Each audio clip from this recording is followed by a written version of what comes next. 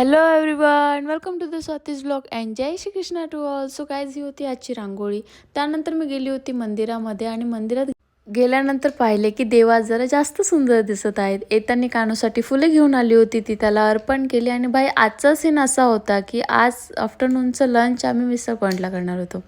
तर कोणत्या मिसळला जायचं ठरवलं. श्याम सुंदर होतं आणि पोचलो ग्रेप एम्बेसीला. ते कसं, हे रिक्षावाले काका इथे नवीन होते, त्यांना रस्ते आम्ही सांगणार ह्या हिशोबाने रिक्षामध्ये बसलो.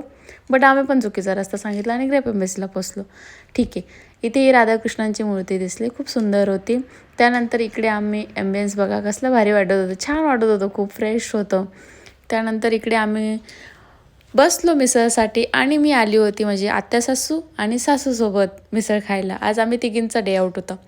सो इकडे आम्ही मिसळ मागवली आणि बाई मी कुठलीच वाट न बघता मस्तपैकी मिसळवरती तरी टाकली आणि मिसळवर ताव मारला होता. बाई आज ही मिसळ नेक्स्ट लेवल होती आणि ही चक्क मला पूर्ण संपली पण.